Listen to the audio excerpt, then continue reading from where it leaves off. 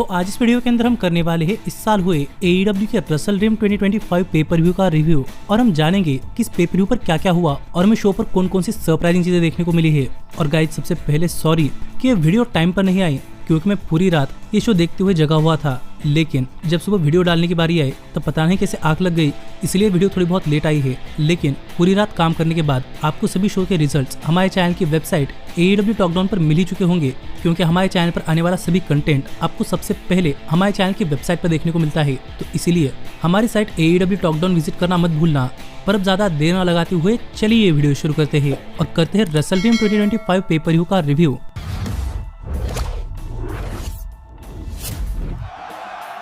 तो guys Russell dream 2025 pay per view की शुरुआत हमें सरप्राइजिंगली यहाँ पर FTR और जेट स्पीड के मैच से देखने को मिली, जहाँ पर यह मैच ओरिजिनली टेलगेट ब्रॉल यानी कि प्री शो के अंदर हो रहा था, लेकिन मैच खत्म करने के लिए वहाँ पर टाइम कम पड़ा, इसीलिए जैसे ही पेपर व्यू स्टार्ट हुआ हम यहाँ पर जेट स्पीड और FTR दोनों को एक दूसरे के खिलाफ काफी जबरदस्त मूव्स लगाते हुए दिखाई और लगा कि जेट स्पीड इसका फायदा उठाकर ये मैच जीत सकती है। लेकिन फिर भी FTR ने कमबैक कर यहाँ पर जेट स्पीड पर अपना फिनिशर बिग रिग लगा दिया, लेकिन माइक बेली ने स्पिन को तोड़ दिया और रिंग के अंदर डार्क साइड के ऊपर अटैक करते करते वो डार्क साइड पर अपना फिनिश लगाने के लिए जा रहे थे, लेकिन स्टोकली ने यहाँ पर उनका पैर खींचा और as a result assisted pin कर यहाँ पर FTR ने यह मैच जीत लिया है। जो रिजल्ट देखकर माइक बेली सच में काफी सरप्राइज थे, लेकिन रेफरी ने नोटिस नहीं किया और FTR ने अपना मैच जीत लिया था। लेकिन इसके बाद शो की ऑफिशियल तरीके से शुरुआत हुई, जहाँ पर मैं शो के शुरुआत में ही यहाँ पर सेंट लुइस के ओन लेट ग्रेट लू टैज की बीवी AEW के शोज एंजॉय करने के लिए आती हुई दिखाई दी। और इसका सिग्निफिकेंट क्या है ये आपको आगे पता चलेगा, क्योंकि इसके बाद शो पर ओपनिंग मैच स्टार्ट हुआ, जहां पर जेमी हेटर टेक्ला को फेस कर रही थी और मैच शुरू होते ही जेमी हेटर और टेक्ला दोनों एक दूसरे पर काफी तगड़ा अटैक कर रही थी, जहां पर जेमी हेटर ने most of the time dominate किया। पर जब वो लू टेज की वाइफ से मिलने के लिए गई तो इसी डिस्ट्रैक्शन का फायदा उठाकर टेक्ला ने जेमी हेटर पर अटैक कर दिया और यहाँ पर टेक्ला ने इस मैच के अंदर मोमेंटम बना लिया और एक टाइम के लिए उन्होंने यहाँ पर लू टेज की वाइफ का मजाक भी उड़ाया, जहां पर टेक्ला जेमी हेटर को डिसरिस्पेक्ट कर उन पर अटैक कर रही थी, लेकिन हेटर ने भी फाइट बैक किया। लेकिन ऐसे में ही टेक्ला ने जेमी हेटर पर एक स्पीयर लगा दी, पर जेमी हेटर रोप्स के पास थी, इसलिए यहाँ पर रोब्रेक हुआ और जब टेक्ला फिर एक बार स्पीयर के लिए गई, जेमी हेटर ने इसे रिवर्स कर उन पर अपना फिनिशर हेटर रेड लगा दिया और उन्हें पिन कर यहाँ पर जेमी हेटर ने यह मैच जीत लिया है। और मैच खत्म होते ही यहाँ पर क्वीन अमेरिटा उनके साथ उनकी विक्ट्री सेलिब्रेट करने के लिए आ गए, लेकिन तभी हम सिस्टर्स ऑफ सिन यानी कि स्काई ब्लू और जूलिया हार्ट को रैंप पर खड़े हुए देख रहे थे, जो कि यहाँ पर टेक्ला के साथ आई थी। और ऐसे शो के ओपनिंग के अंदर एक मैच काफी अच्छा मैच रहा, जिसके बाद हमें शो पर यंग बक्स अपनी एंट्रेंस करते हुए दिखाई दिए और यहाँ पर हमें यंग बक्स का बैंक बैलेंस भी दिखाई दिया, जो कि बहुत कम था। इसके बारे में हम आगे बात करेंगे। पर बक्स के एंट्रेंस चलने के दौरान हमें फैंस बक्स की ब्रोक हालत देखकर उन्हें पैसे और उनके लिए डोनेशन इकट्ठा करने के बोर्ड्स भी दिखाई दिखाई दिए। लेकिन जब फाइनली यहाँ पर यंग बक्स और जुरासिक एक्सप्रेस के बीच में मैच स्टार्ट हुआ तो यहाँ पर जुरासिक एक्सप्रेस ने यंग बक्स पर बढ़त बनाकर इस मैच के अंदर अपने अच्छे खासे मूव्स लगाना स्टार्ट कर दिया। एक टाइम के लिए लूचासोरस अकेले दोनों ही यंग बक्स पर काफी तगड़ा अटैक कर रहे थे, जहां पर हमें अच्छे खासे मूव्स भी देखने को मिले, लेकिन बक्स ने पहले यहां पर लूचासोरस को टेक डाउन किया और उसके बाद वो पैरी पर काफी तगड़ा अटैक कर रहे थे। पर देखने से काफी क्लियर था कि बक्स का इंटेंशन यहां पर जैक पैरी पर अटैक करना नहीं था, बल्कि अपने लिए $500,000 जीतना था। जिसी बीच बक्स ने जैक पैरी पर बीटी ट्रिगर लगा दिया, लेकिन लूचासोरस ने मैच सेव कर लिया और लूचासोरस फिर एक बार इस मैच के अंदर आ गए, जिसके बाद हमें जुरासिक एक्सप्रेस की तरफ से काफी शानदार टैग टीम मूव्स देखने को मिले। और एक टाइम के लिए हमें बक्स की तरफ से लूचासोरस पर फ्लोर पर एक कटर और जैक पैरी पर एप्रन पर एक कनेडियन डिस्ट्रॉयर भी देखने को मिला। जिसके बाद इस मैच के अंदर एक पॉइंट ऐसा आया कि निक जैक्सन और जैक पैरी अपने अपोनेंट के कंधे पर बैठकर एक दूसरे से फाइट कर रहे थे, जो मैच की काफी शानदार मोमेंट रही। और ऐसे ही इस मैच के अंदर यंग बक्स ने लूचा ब्रोस को ट्रिब्यूट देते हुए उनका फिनिशर भी इस्तेमाल किया, लेकिन फिर भी यहाँ पर जैक पैरी ने किक आउट कर दिया। जिसके बाद हमें सरप्राइजिंगली जुरासिक एक्सप्रेस यहाँ पर यंग बक्स पर उन्हीं का फिनिशर टीके ड्राइवर लगाते हुए दिखाई दिए, पर इस बार निक जैक्सन ने मैच सेव कर लिया। और जब जुरासिक एक्सप्रेस अपने टैग टीम फिनिशर के लिए गए तो बक्स ने डबल सुपर किक से लूचासोरस को रिंग के बाहर कर दिया और इस बार जैक पैरी पर बीटी ट्रिगर लगा दिया, पर जैक पैरी ने किक आउट कर दिया, जो देखकर यहाँ पर बक्स काफी सरप्राइज हो रहे थे और वो अपने फिनिशर टीके ड्राइवर के लिए जा रहे थे, जहाँ पर लूचासोरस ने निक जैक्सन पर टॉप रोप से एक चोकस्लिम लगा दिया और इसके बाद मैट जैक्सन पर अपना टैग टीम फिनिशर लगाकर उन्हें पिन कर यहाँ पर जुरासिक एक्सप्रेस ने मैच जीत लिया है। लेकिन मैच जीतने के बाद यहाँ पर जैक पैरी यंग बक्स के साथ अमेंड्स करना चाहते थे और उन्होंने यंग बक्स की तरफ हाथ भी बढ़ाया, लेकिन यंग बक्स रिलक्टेंट थे, जो देखकर जैक पैरी ने यंग बक्स को पैसे ऑफर किए और लग रहा था कि बक्स पैसे ले रहे हैं। लेकिन इतने में ही डॉन कैलिस फैमिली ने यहाँ पर आकर जुरासिक एक्सप्रेस पर अटैक करना स्टार्ट कर दिया और जॉश अलेक्जेंडर चाहते थे कि बक्स उनका साथ दे, पर बक्स रिंग छोड़कर जा रहे थे। लेकिन इतने में ही यहाँ पर केनी ओमेगा आ गए और केनी ओमेगा चाहते थे कि बक्स उनका साथ दे डॉन कैलिस फैमिली पर अटैक करने के लिए, लेकिन बक्स ने इसके लिए भी मना कर दिया और एज अ रिजल्ट रिंग के अंदर जाकर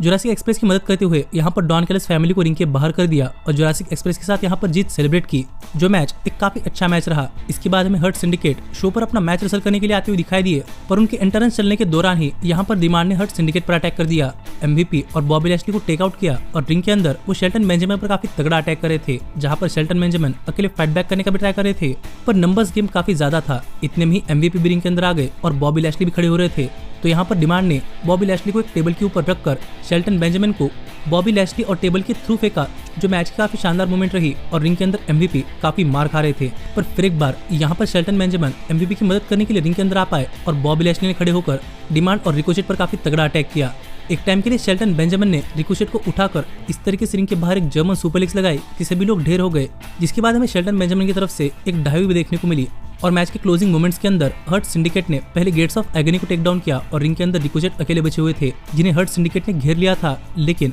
यहाँ पर बिशप कॉर्न ने रिकोशेट को रिंग के बाहर खींचा और वो खुद रिंग के अंदर जाकर खड़े हो गए और कह रहे थे कि हर्ट सिंडिकेट के अंदर दम है तो उनसे फाइट करे, लेकिन यहाँ पर उन पर ही भारी पड़ा और हर्ट सिंडिकेट ने उन पर काफी तगड़ा अटैक कर बॉबी लैशली ने अपनी स्पीयर लगा दी और यहाँ पर उन्हें पिन कर हर्ट सिंडिकेट ने मैच जीत लिया है। पर इसके बाद हमें शो पर TNT चैंपियनशिप मैच देखने को मिला, जहां पर काइल फ्लेचर अपनी चैंपियनशिप मार्क ब्रिस्को के खिलाफ डिफेंड कर रहे थे और मोस्टली काइल फ्लेचर अपना टाइम लेकर रसल कर रहे थे, जो देखकर मार्क ब्रिस्को ने out of nowhere Kyle Fletcher पर अटैक कर दिया और फ्लोर पर एक सुपरलेक्स लगाकर उन पर एक फ्रॉगी बो भी लगा दिया, जहां पर मार्क ब्रिस्को स्टील चेयर को प्लेटफॉर्म की तरह यूज कर काइल फ्लेचर पर एक डाइव लगाने के लिए गए, पर काइल ने स्टील चेयर खींच ली, लेकिन as a result Mark Briscoe ने काइल फ्लेचर पर उसी स्टील चेयर के थ्रू एक सुसाइड डाइव लगा दी। पर ब्रिस्को के मूव्स रिवर्स कर काइल फ्लेचर ने मार्क ब्रिस्को पर स्टील स्टेप्स के ऊपर एक काफी खतरनाक पावर बम लगाया और इसके बाद हमें दोनों स्टार्स की तरफ से इस मैच के अंदर काफी शानदार बैक एंड फोर्थ एक्शन देखने को मिला। दोनों एक दूसरे के लिए इक्वल मैच लग रहे थे और मार्क ब्रिस्को बार बार अपना फिनिशर लगाने के लिए जा रहे थे, जहां पर काइल फ्लेचर ने इसको रिवर्स कर दिया और जब वो एप्रन पर थे, लेकिन तब यहाँ पर मार्क ब्रिस्को ने जे डिडर लगा दिया और इसके बाद मार्क ब्रिस्को ने काइल फ्लेचर पर एक के बाद एक लगातार 3 बार अपना फिनिशर फ्रॉगी बो लगा दिया। पर काइल फ्लेचर रिंग के करीब थे और वो ब्रेक का सहारा लेकर वो मैच के अंदर बने रहे और मार्क ब्रिस्को को रिवर्स कर उन्होंने एक बार मार्क ब्रिस्को को रेफरी के ऊपर ढकेला और रेफरी के पीठ पीछे मार्क ब्रिस्को पर एक लो ब्लो लगाकर अपना फिनिशर ब्रेन बस्टर लगा दिया, पर फिर भी मार्क ब्रिस्को ने किक आउट कर दिया और ये देखकर काइल फ्लेचर काफी सरप्राइज थे। पर ज्यादा टाइम न लगाते हुए काइल फ्लेचर ने मार्क ब्रिस्को पर टर्न बकल्स पर अपना फिनिशर ब्रेन बस्टर लगा दिया और इस बार मार्क ब्रिस्को को पिन कर यहाँ पर अपनी TNT चैंपियनशिप सक्सेसफुली रिटेन कर ली। लेकिन इसके बाद हमें शो पर क्रिस स्टैटलैंडर हमें अपनी women's world championship Tony storm के खिलाफ डिफेंड करती हुई दिखाई दी, जहां पर मैच की शुरुआत से क्रिस स्टैटलैंडर दिखा रही थी कि टोनी स्टॉर्म उनके सामने कुछ भी नहीं है और as a result Toni Storm का खुद का कॉन्फिडेंस गिरा और टोनी स्टॉर्म इस मैच के अंदर रसल करने के लिए स्ट्रगल कर रही थी और यहाँ पर क्रिस स्टैटलैंडर टोनी स्टॉर्म पर काफी तगड़ा अटैक कर रही थी, लेकिन एक टाइम के लिए टोनी स्टॉर्म ने भी इस मैच के अंदर अपना कमबैक कर यहाँ पर क्रिस स्टैटलैंडर पर काफी तगड़ा अटैक करना स्टार्ट कर दिया। वो बार बार स्टॉर्म 0 के लिए जा रही थी, लेकिन क्रिस स्टैटलैंडर ने इसे बार बार रिवर्स कर दिया और एक टाइम के लिए क्रिस स्टैटलैंडर ने टोनी स्टॉर्म पर अपना सबमिशन भी लगा दिया, पर टोनी ने रिवर्स कर क्रिस स्टैटलैंडर पर अपना फिनिशर स्टॉर्म 0 लगा दिया, पर फिर भी क्रिस स्टैटलैंडर ने किक आउट कर दिया, जो देखकर यहाँ पर टोनी स्टॉर्म काफी सरप्राइज हो रही थी। इतने में क्रिस स्टैटलैंडर का भी फिनिशर आया, जिस पर भी टोनी स्टॉर्म ने किक आउट कर दिया और ये देखकर टोनी स्टॉर्म क्रिस स्टैटलैंडर पर उसी तरीके से पिन करने के लिए गई जैसे कि उन्हें विमेंस वर्ल्ड चैंपियनशिप के लिए हराया है, पर टोनी ने इसे रिवर्स किया, पर क्रिस स्टैटलैंडर ने इसे एक सबमिशन के अंदर कन्वर्ट कर लिया, जहां पर वो चाहती थी कि टोनी स्टॉर्म सबमिट करे, लेकिन टोनी स्टॉर्म ने चिल्लाकर कहा कि उन्हें हराने के लिए क्रिस स्टैटलैंडर को उन्हें मार डालना पड़ेगा। तो ये सुनकर क्रिस स्टैटलैंडर ने टोनी स्टॉर्म पर फिर एक बार सैटरडे नाइट फीवर लगा दिया और उन्हें पिन कर यहाँ पर मैच जीत लिया है और अपनी women's world championship successfully retain कर ली। पर मैच खत्म होने के बाद टोनी स्टॉर्म ने विमेंस वर्ल्ड चैंपियनशिप ली और अपने खुद के हाथों से क्रिस स्टैटलैंडर को हैंडओवर की और उनसे गले लगकर टोनी स्टॉर्म यहाँ से चली गई और क्रिस स्टैटलैंडर अपनी जीत सेलिब्रेट कर ही रही थी। कितने में यहाँ पर मर्सिडीज मोने आ गई और क्रिस स्टैटलैंडर से बात करते हुए मोने ने कहा कि उनकी रिंग छोड़कर क्रिस स्टैटलैंडर को चले जाना चाहिए और सरप्राइजिंगली क्रिस स्टैटलैंडर ने ऐसा ही किया और रिंग छोड़कर चली गई। और माइक पर बात करते हुए मर्सिडीज मोने ने कहा कि वो यहाँ पर एक ओपन चैलेंज थ्रो कर रही है कि अगर कोई मर्सिडीज मोने TBS वुमेन्स चैंपियनशिप के लिए अपनी खुद की women's championship on the line रखना चाहता है तो यहाँ पर आ सकता है। इसके बाद में शो पर विना शेरिकावा की interim ROH TV women's championship और मर्सिडीज मोने की TBS वुमेन्स चैंपियनशिप के लिए एक चैंपियन वर्सेस चैंपियन मैच देखने को मिला। और मैच के अंदर यहाँ पर मीना शेरिकावा को देखकर ऐसा लग रहा था कि वो यहाँ पर जीतने के लिए नहीं आई, बल्कि मर्सिडीज मोने से अपने प्रीवियस एनकाउंटर्स का बदला लेने के लिए आई है। मर्सिडीज मोने पर काफी नॉनस्टॉप अटैक कर रही थी, पर मोने ने भी जवाब देते हुए मैच के अंदर अपने अच्छे खासे मूव्स लगाए और हमें दोनों ही स्टार्स इस मैच के अंदर अपनी काफी शानदार परफॉर्मेंस देते हुए दिखाई दिए, जहाँ पर एक टाइम के लिए मर्सिडीज मोने ने मीना शेरिकावा पर एक के बाद एक लगातार 3 मीटियोरा भी लगा दिए, लेकिन फिर भी मीना ने किक आउट कर दिया और मर्सिडीज पर अपनी सिग्नेचर द D ड्राइवर भी लगा दिया, पर फिर भी मर्सिडीज मोने ने किक आउट कर दिया और हमें एक टाइम के लिए एप्रन पर मर्सेडीज मोने की तरफ से मेटेओरा भी देखने को मिला और मर्सेडीज पिन के लिए जा रही थी कि मीना ने रिवर्स कर उन पर अपना फिनिशर स्पिनिंग बैक फिस्ट लगा दिया। पर फिर भी यहाँ पर उन्हें पिन करने के बजाय यहाँ पर मर्सेडीज मोने को डिस्ट्रॉय करने के लिए उन्होंने मर्सेडीज मोने पर अपना सबमिशन लगा दिया, लेकिन मोने ने रिवर्स कर उन पर अपना फिनिशर लगा दिया। पर मीना शेरापोवा रोप्स के काफी करीब थी और यहाँ पर फिर एक बार रोप ब्रेक हुआ और ये देखकर क्राउड काफी डिसबिलीव था कि यहाँ पर मैच खत्म कैसे नहीं हुआ। लेकिन यहाँ पर इसके बाद जब मर्सेडीज मोने और मीना शेरापोवा एक स्ट्राइकिंग पोजीशन के लिए फाइट कर रही थी तो मर्सेडीज मोने ने इसे एक रोल अप पिन के अंदर कन्वर्ट कर लिया और मीना शेरापोवा को पिन कर मर्सेडीज मोने ने यहाँ पर ROH वुमेन्स चैंपियनशिप जीत ली है, यानी कि अब वो ऑफिशियल 11 चैंपियनशिप जीत चुकी है। लेकिन मर्सेडीज मोने का सेलिब्रेशन काफी छोटा रहा क्योंकि यहाँ पर क्रिस स्टैटलैंडर आ गई और वो मर्सेडीज मोने के सामने फेस टू फेस खड़ी हो गई और यहाँ पर मर्सेडीज मोने क्रिस पर अटैक करने के लिए गई, लेकिन क्रिस स्टैटलैंडर ने मर्सेडीज मोने पर एक समोअन ड्रॉप लगाकर उन्हें रिंग के बाहर कर दिया और अपनी विमेंस चैंपियनशिप उठाकर क्लियर कर दिया कि वो AEW की विमेंस वर्ल्ड चैंपियनशिप है और वो TBS विमेंस चैंपियनशिप से हर बार ऊपर ही रहने वाली है। लेकिन इसके बाद हमें शो पर AEW tag team championship match देखने को मिला, जहां पर मैच की शुरुआत से ही हमें क्लासिक ओकाडा फैशन के अंदर हमें ओकाडा बैंडिटो को फ्लिप करते हुए दिखाई दिए, जो कि उनके मैचेस के अंदर कॉमन है। लेकिन इस मैच के अंदर ये चीज एक काफी बड़ा फैक्टर होने वाला था, जहां पर मैच के बिल्ड के दौरान हमने देखा था कि ओकाडा और तकेत्सा सेम पेज पर नहीं थे, लेकिन सरप्राइजिंगली पूरे के पूरे मैच के अंदर ये बिना मुस्कुराहट के एक दूसरे के साथ काम करना ही है ऐसा मानकर फ्रीक्वेंट टैग्स लेकर अच्छे खासे टैग टीम परफॉर्मेंस दे रहे थे। इसी बीच ब्रॉडीडो ने हर बार की तरह अपने काफी शानदार टैग टीम मूव्स लगाए, लेकिन सरप्राइजिंगली ओकाडा और तकेत्सा सेम पेज पर थे, इसलिए ब्रॉडीडो इस मैच को ज्यादा डोमिनेट नहीं कर पाए। एक टाइम के लिए बैंडिटो अकेले ही तकेत्सा और ओकाडा पर अटैक करने के लिए गए, जिस बीच हमें बैंडिटो की तरफ से भी अच्छे खासे मूव्स देखने को मिले और हमें एक टाइम के लिए ब्रॉडी किंग एमा करेना डांस के लिए भी जाते हुए दिखाई दिए, लेकिन ये उन्हें भारी पड़ा और यहाँ पर ओकाडा ने बैंडिटो को ब्रॉडी किंग पर ढकेलकर इस मैच के अंदर अपनी टीम के लिए कमबैक कर लिया, जहां पर ओकाडा और तकेत्सा ने ब्रॉडी किंग पर अटैक कर उन्हें रिंग के बाहर कर दिया और एक टाइम के लिए ओकाडा अपने मिडिल फिंगर्स के साथ यहाँ पर एमा करेना डांस कर रहे थे। लेकिन इसके बाद यहाँ पर दोनों ने बैंडिटो को टारगेट कर उनके इंजर्ड हाथ को अटैक करना स्टार्ट कर दिया और एक टाइम के लिए जब ओकाडा अपनी सिग्नेचर पोज कर रहे थे तभी तकेत्सा रिंग के अंदर आते हुए दिखाई दिए और यहाँ पर तकेत्सा को लगा कि क्या ओकाडा उनको मिडिल फिंगर दिखा रहे हैं। पर इसी मिसअंडरस्टैंडिंग के बीच में यहाँ पर फेस टीम ने अपना कमबैक कर लिया और हमें बैक एंड फोर्थ काफी जबरदस्त मूव्स देखने को मिले। एक टाइम के लिए ब्रॉडी किंग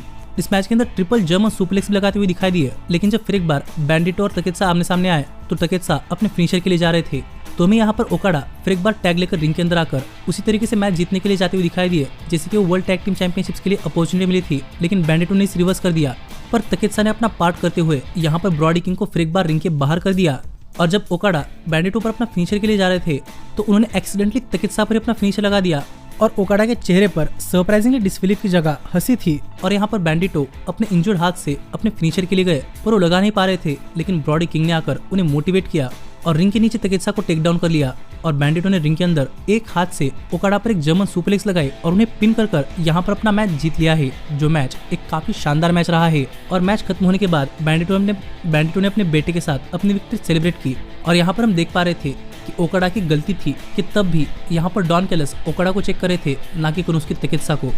और मैच खत्म होने के बाद यहाँ पर ब्रॉडी किंग ने बैंडिटो को एक बार के लिए रिंग के अंदर खींचा, जो देखकर सबको देखना था कि क्या ब्रॉडी किंग बैंडिटो पर टर्न करते हैं, लेकिन सरप्राइजिंगली ब्रॉडी किंग ने बैंडिटो के साथ उनका डांस किया। लेकिन इसके बाद में शो पर रेना पैकेट बैकस्टेज में टोनी स्टॉर्म का इंटरव्यू लेने के लिए जाती हुई दिखाई दी, जहां पर टोनी स्टॉर्म काफी डेवास्टेटेड थी और वो कुछ कह नहीं रही थी। लेकिन इतने में ही यहाँ पर मीना शेरापोवा आ गई और मीना शेरापोवा से बात करते हुए टोनी स्टॉर्म ने कहा कि ये दोनों अपना सब कुछ हार चुके हैं, लेकिन मीना शेरापोवा ने कहा कि अब भी वो एक दूसरे के लिए है और उन्हें एक दूसरे को लिफ्ट करना पड़ेगा। जो बातें मीना शेरापोवा ने कही, जिसके बाद हमें इन दोनों स्टार्स के बीच में हक भी देखने को मिला। तो देखना पड़ेगा कि आगे इनके लिए क्या होता है। लेकिन इसके बाद हमें शो पर AEW वर्ल्ड चैंपियनशिप मैच देखने को मिला, जहां पर समोआ जो हैंगमैन पेज को फेस कर रहे थे और मैच की शुरुआत से हम देख रहे थे कि हैंगमैन समोआ जो के हाथों को टारगेट कर रहे थे, पर समोआ जो किसी भी चीज को टारगेट ना कर रिलेंटलेसली हैंगमैन पर अटैक कर रहे थे। और पहली बार हैंगमैन पेज यहाँ पर जो जैसे तगड़े सुपरस्टार के सामने अपने हाई फ्लाइंग मूव्स पर रिलाई होते हुए दिखाई दिए, जहाँ पर हैंगमैन पेज की तरफ से अच्छे खासे हाई फ्लाइंग मूव्स तो आ रहे थे, लेकिन समोआ जो पर काफी तगड़ा अटैक कर रहे थे। और ऐसे में ही समोआ जो ने हैंगमैन पेज को डिसरिस्पेक्ट कर उनको स्लैप करना स्टार्ट कर दिया और ये देखकर हैंगमैन गुस्सा हो गए और उन्होंने समोआ जो पर एक के बाद एक काफी तगड़ा अटैक कर दिया। एक टाइम के लिए वो एक मूनसॉल्ट के लिए भी गए, जो अच्छी तरीके से हिट नहीं हुई, पर इसके बाद हैंगमैन ने टॉप रोप से समोआ जो पर एक काफी शानदार सनसेट पावर बॉम्ब लगा दिया और जब यहाँ पर हैंगमैन बकशॉट लैरिएट के लिए गए तो समोआ जो ने इसे रिवर्स कर कोकिना क्लंच के अंदर पकड़ लिया और लग रहा था कि हैंगमैन पेज फेड हो रहे हैं, पर उन्होंने रोप ब्रेक लेकर यहाँ पर मैच के अंदर अपना कमबैक किया और जो इस चीज से गुस्सा होकर हैंगमैन पर मसल बस्टर लगाने के लिए गए, लेकिन हैंगमैन ने इसे डेड आई के अंदर कन्वर्ट कर लिया और यहाँ पर जो पर एक के बाद एक बकशॉट लैरिएट लगा दी, जहाँ पर पहले 2 पर तो जो हिले भी नहीं, लेकिन तीसरी पर वो गिर गए और यहाँ पर हैंगमैन ने समोआ जो को पिन कर अपनी वर्ल्ड चैंपियनशिप रिटेन कर ली। और मैच खत्म होने के बाद समोआ जो की तरफ सीधा ऑफ स्पीरिंग के अंदर आ गए और पूरा का पूरा क्राउड समोआ जो के लिए जो के भी चांस कर रहा था और समोआ जो और हैंगमैन ने एक दूसरे को रिस्पेक्ट दिखाकर हैंडशेक किया, एक दूसरे के गले मिले और यहाँ पर हैंगमैन पेज के साथ उनकी विक्ट्री सेलिब्रेट की। पर किसे पता था कि समोआ जो हैंगमैन पेज पर टर्न होने वाले हैं और उन्होंने हैंगमैन पर अटैक कर दिया और यहाँ पर द ऑप्स ने भी समोआ जो का साथ दिया। समोआ जो ने वर्ल्ड चैंपियनशिप लेकर हैंगमैन पेज के चेहरे पर मार दी और आखिरकार ऑप्स की मदद लेकर यहाँ पर हैंगमैन पेज पर वर्ल्ड चैंपियनशिप के थ्रू एक मसल बस्टर भी लगा दिया। और इस अटैक के बाद सभी लोग जो के बजाय एफयू जो के चैंट्स कर रहे थे, जिसके बाद समोआ जो यहाँ चले गए और हैंगमैन पेज को मेडिकल स्टाफ की मदद लेकर यहाँ से एस्कॉर्ट करना पड़ा। जिसके बाद हमें शो पर मर्सिडीज मोने का एक बैस्टेज सेगमेंट देखने को मिला, जहां पर वो इस चीज से काफी गुस्सा थी कि क्रिस स्टैटलैंडर ने उन्हें इंटरप्ट किया है और यहाँ पर वो क्रिस स्टैटलैंडर को ये बता रही थी कि अब वो उनकी विमेंस वर्ल्ड चैंपियनशिप के लिए आने वाली है। लेकिन इस सब के बाद फाइनली यहाँ पर टाइम हो चुका था शो के मेन इवेंट का, जहां पर हमें डार्बी एलन एक आई क्विट मैच के अंदर जॉन मॉक्सली को फेस करते हुए दिखाई देने वाले थे और इस मैच ने ब्रुटैलिटी के हर एक लेवल पार कर दी थी। जहां पर मैच की शुरुआत में डार्बी एलन अपने साथ अपने बैग के अंदर ले आया हुआ AEW का फ्लैग जॉन मॉक्सली के सामने रिंग के अंदर रख दिया और वो देखना चाहते थे कि मॉक्सली क्या करते हैं, पर मॉक्सली ने फ्लैग पर खड़े रहकर फ्लैग को डिसरिस्पेक्ट कर दिया और एज अ रिजल्ट डार्बी ने मॉक्सली पर काफी तगड़ा अटैक करना स्टार्ट कर दिया। लेकिन मैच की शुरुआत में ही यहाँ पर मरीना शेफर्ड ने डार्बी को डिस्ट्रैक्ट कर दिया और मॉक्सली ने अपना कमबैक कर डार्बी पर काफी तगड़ा अटैक करना स्टार्ट कर दिया और वो डार्बी के मुंह को टारगेट कर रहे थे, जिससे कि वो आई क्विट ही ना कह पाए। और एक टाइम के लिए एक चेन लेकर उन्होंने डार्बी पर काफी खतरनाक पंचेस भी लगाए और डार्बी को कह रहे थे कि डार्बी को यही चाहिए था ना, तो डार्बी अब सर्वाइव करे। और इतने में ही मरीना शेफर्ड ने जॉन मॉक्सली को चॉपस्टिक्स ला दिए और यहाँ पर मॉक्सली ने उन्हीं चॉपस्टिक्स से डार्बी एलन के नाखून नोचना स्टार्ट कर दिया, जो कि काफी ब्रूटल मूवमेंट थी और ये देखकर क्राउड का रिएक्शन भी आप देख ही सकते हैं और सभी लोग एफयू मॉक्सली की चैंट्स कर रहे थे। लेकिन डार्बी ने यहाँ पर अपना कमबैक कर मॉक्सली पर अटैक करना स्टार्ट कर दिया और एक टाइम के लिए AEW का फ्लैग लेकर डार्बी मॉक्सली को यहाँ पर चोक करने के लिए गए, वैसे ही जैसे कि हैंगमैन ने उन्हें चोक किया था। पर मॉक्सली डार्बी की आंखों को नोचकर मैच के अंदर बने रहे। जब डार्बी एप्रन पर अपने फिनिशर के लिए गए तो मरीना शेफर्ड ने जॉन मॉक्सली को बचा लिया और अब गुस्से में जॉन मॉक्सली ने अपनी बेल्ट निकाली और अपनी बेल्ट से डार्बी पर अटैक करना स्टार्ट कर दिया, जहां पर डार्बी ने एक टाइम के लिए मॉक्सली की तरफ पीट कर दी और कहा कि जितना दम है उतना लगा के मार ले। इसके बाद मॉक्सली ने डार्बी पर काफी तगड़ा अटैक करना स्टार्ट कर दिया और इस पॉइंट तक ये मैच कोई मैच नहीं बल्कि एक टॉर्चर लग रहा था। पर डार्बी ने अपना कमबैक कर मॉक्सली पर अपने बैग से एक फ्यूल गैस निकालकर उन पर फेंक दिया, जो देखकर मॉक्सली को समझ आ रहा था कि यहाँ पर डार्बी क्या करना चाहते हैं और मॉक्सली डरकर डार्बी से दूर भाग रहे थे, क्योंकि क्या पता डार्बी उन्हें आग लगा दे। लेकिन इतने में डेथ राइडर्स यहाँ पर आ गए और डार्बी ने पहले उन्हें टेक डाउन किया और इस डिस्ट्रैक्शन का फायदा उठाकर डार्बी पर अटैक कर मॉक्सली ने अपने आप को पोंछा, जिससे कि वो सेफ रह पाए। और इसके बाद मॉक्सली खुद ही डार्बी के बैग की तरफ गए, जहाँ पर बैग के अंदर उन्हें एक टेजर मिला और मॉक्सली डार्बी को टेज करना चाहते थे, पर डार्बी ने फाइट बैक किया। पर यहाँ पर मरीना शेफर्ड ने डार्बी पर एक लो ब्लो लगा दिया, जिससे आखिरकार डार्बी टेज भी हुए और यहाँ पर मॉक्सली ने एक स्टील चेयर लगाकर डार्बी पर उसी स्टील चेयर के थ्रू अपना फिनिशर डेथ राइडर लगा दिया। पर अब भी डार्बी क्विट नहीं कर रहे थे और ये देखकर मॉक्सली ने डार्बी को चोक करने का चाहा, पर डार्बी ने मॉक्सली को मिडिल फिंगर दिखाई, जो देखकर मॉक्सली काफी गुस्सा हो गए और उन्होंने क्लूडियो को रिंग के अंदर बुलाया और रिंग साइड पर लगाए हुए टेबल पर क्लूडियो को डार्बी को फेंकने के लिए कहा। पर क्लूडियो ने माइंड चेंज कर डार्बी को यहाँ पर कमेंट्री टेबल के थ्रू ही फेंका, जो कि काफी खतरनाक स्पॉट लगा। लेकिन इसके बाद पाक ने डार्बी को ड्रैग करते हुए यहाँ पर रिंग साइड टेबल पर लाकर खड़ा कर दिया और मॉक्सली ने उन्हीं टेबल के थ्रू डार्बी पर अपना फिनिशर डेथ राइडर लगा दिया। और यहाँ पर वो चाहते थे कि रेफरी मैच खत्म करे, लेकिन रेफरी कह रहा था कि डार्बी आई क्विट नहीं कह रहे और मॉक्सली चिल्लाकर कह रहे थे कि उन्हें डार्बी की परवाह नहीं है, किसी को डार्बी की परवाह नहीं है, पर मॉक्सली को डार्बी की परवाह है और अगर डार्बी क्विट नहीं करेंगे तो मॉक्सली को पता नहीं कि वो डार्बी का क्या हल कर देंगे। पर फिर भी डार्बी ने क्विट नहीं किया और अब तक रिंग के अंदर डेथ राइडर्स ने एक एम्प्टी फिश टैंक लाकर उसे पानी से भर दिया और मॉक्सली डार्बी को उस पानी के अंदर चोक कर रहे थे और ये देखकर पूरा का पूरा क्राउड दिस इज मर्डर के चांस कर रहा था। लेकिन मॉक्सली को क्या पता था कि डार्बी को अपनी ब्रेथ होल्ड करने की आदत है, क्योंकि माउंट एवरेस्ट पर चढ़ने के पहले डार्बी ने इस चीज की प्रैक्टिस की थी, इसलिए डार्बी ने अभी क्विट नहीं किया। और ये सब देखकर पता नहीं मॉक्सली के दिमाग के अंदर आगे क्या चल रहा था। लेकिन इतने में सभी लाइट्स ऑफ हुई और किसी ने नहीं सोचा था, लेकिन लाइट्स वापस आने के बाद हमें रिंग के अंदर स्टिंग देखने को मिले, जिन्होंने कि अपने बैट से पहले मॉक्सली को चोक करना स्टार्ट कर दिया। लेकिन जब डेथ राइडर्स रिंग के अंदर आ गए तो उन पर अटैक कर उन्हें रिंग के बाहर कर दिया और वो फिश टैंक भी फोड़ दिया। और यहाँ पर स्टिंग को देखकर जॉन मॉक्सली भी काफी सरप्राइज थे, लेकिन यहाँ पर स्टिंग ने अपनी बैट डार्बी एलन के हाथ में दे दी और वो रिंग छोड़कर जा रहे थे, जहाँ पर मरीना स्टिंग के फेस टू फेस गई